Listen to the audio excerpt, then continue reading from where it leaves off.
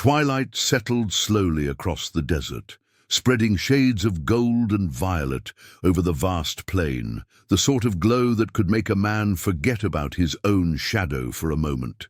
Nathan Cole rode with his head lowered, shoulders heavy, the brim of his hat pulled down as if to cover the years of regret etched into his features. His horse, weathered and weary, carried him without haste, hooves dragging across the brittle ground as though both man and beast shared the same unseen burden. The prairie wind drifted through mesquite and carried with it the dry perfume of sage. They had been together too long for Nathan to call the animal only a horse. Rusty was a brother, a confidant, the only soul who never condemned him when the town hummed his failures like hymns in a chapel.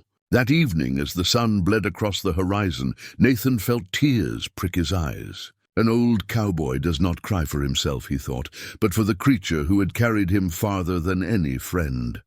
It struck as sudden as lightning. From beneath a snarl of brush came a sharp hiss, a vicious coil. Rusty shrieked, rearing back. Nathan was thrown hard against the dirt. He rolled and saw it, the rattlesnake's head lashing like a whip.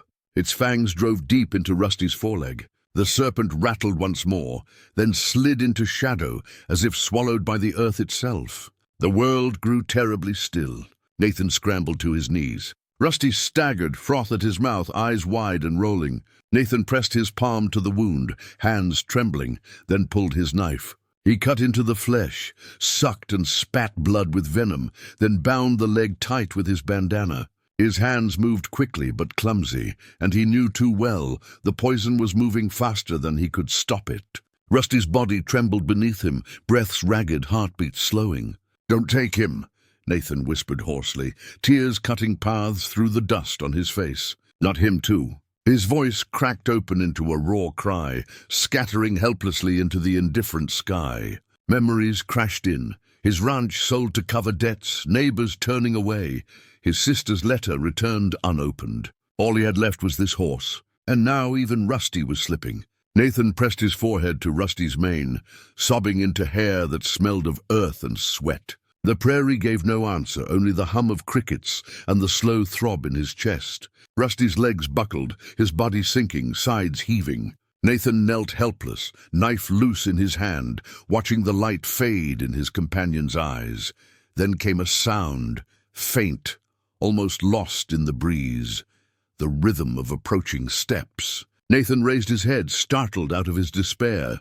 A figure moved against the dusk, her outline lit by the last stroke of sunset. A woman, dark hair braided, a woven pouch at her side. She walked as if the desert itself carried her. Nathan's first instinct was fear. His hand went to the revolver at his hip. An Apache in open land meant danger, or so every settler's tale had told him. Yet before he could speak, she was at Rusty's side, kneeling with calm authority. Without glancing at Nathan, she ran her hands over the wound, eyes fixed, expression unreadable. "What are you?" he began, voice breaking between suspicion and desperate hope. She pressed her ear to Rusty's chest, then opened her pouch. Herbs, strips of cloth, a stone pestle. She spoke in her own tongue, low and rhythmic, stroking Rusty's mane. Nathan's revolver slid back into its holster without thought. "Can you save him?" he asked, the words tumbling out, naked and ashamed. Her gaze lifted, dark and steady. "Snake's poison runs swift," she said softly, "but I have a remedy." She chewed leaves into a paste, pressed it to the wound, wrapped it tight.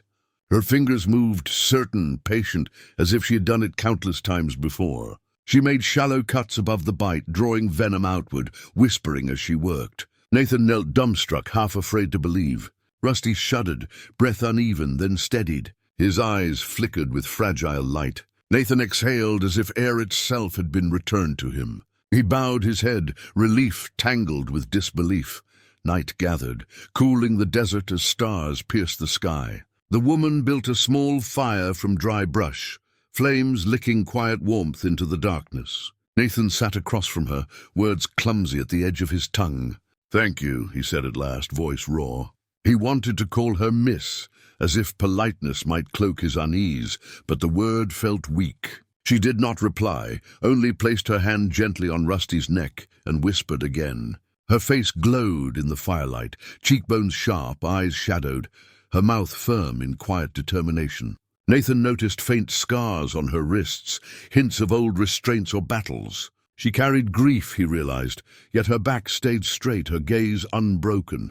He studied her the way a parched man studies a well, hesitant, yet unable to turn away. Their silence hung heavy, not hostile, but the silence of strangers bound by the same fragile thread, his horse's life. At last she spoke.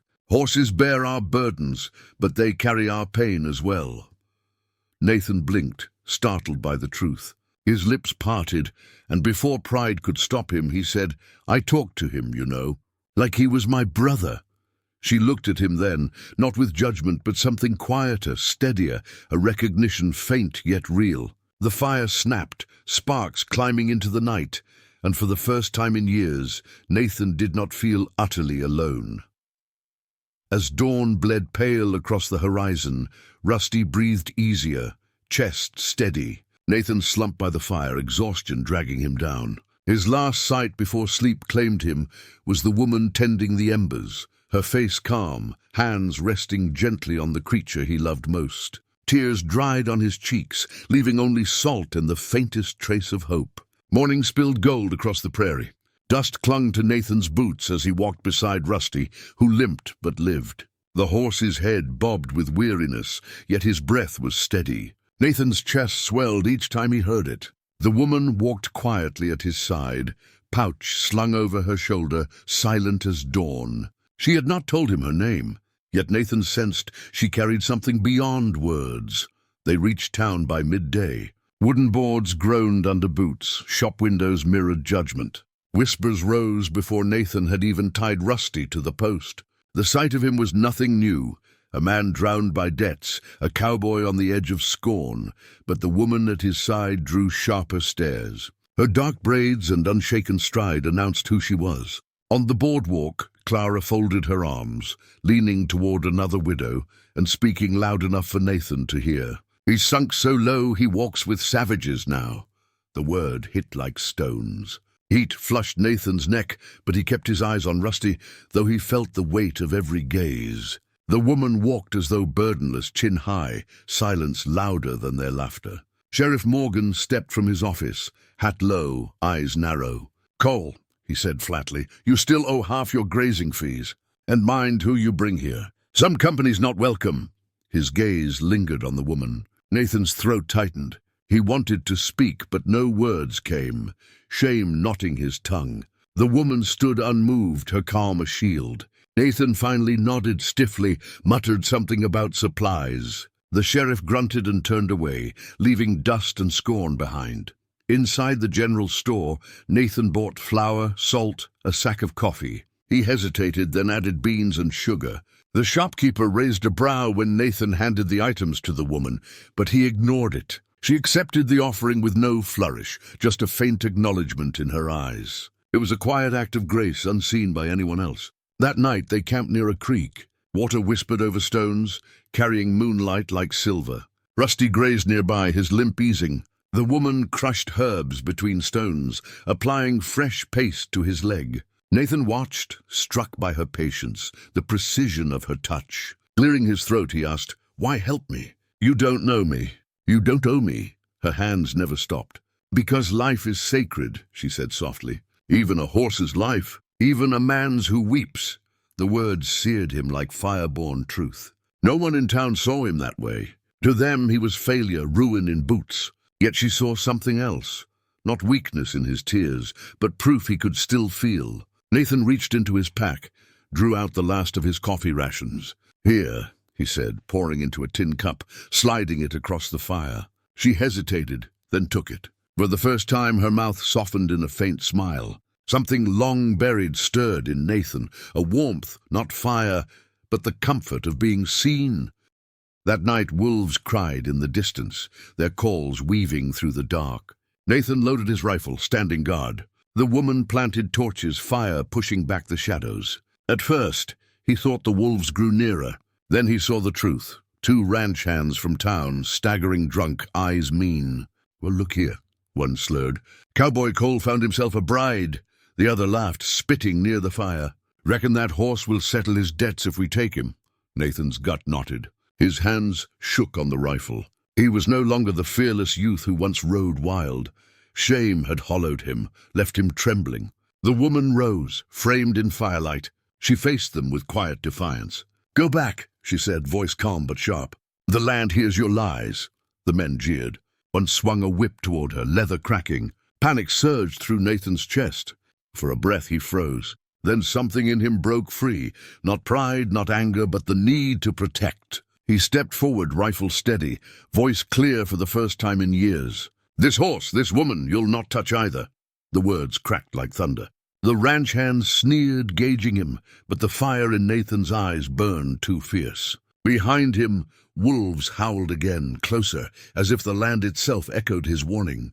The men spat curses, then backed away into the dark. Their boots faded into silence. Nathan lowered his rifle, chest heaving, cold sweat on his brow. Relief and fragile pride twisted in him. The woman placed her hand on his shoulder, brief, firm, steady. No words were needed. Dawn crept soft across the plains. Rusty grazed in the grass, strong enough to raise his head and snort at morning. Nathan watched, a lump in his throat. He turned to the woman, gratitude swelling larger than thanks. Her cure had drawn not only venom from his horse, but something darker from him. His shame, his silence, his belief that he was beyond saving. And so the old voice within the tale whispered, for any who might hear, "The West is cruel. Yes, it breaks men hollow. But sometimes it sends a stranger with steady hands, one who binds not only flesh, but the deeper cuts. Remember this. If you carry shame, if the scorn of the world weighs heavy, healing often comes in silence, in the form of grace you never expected."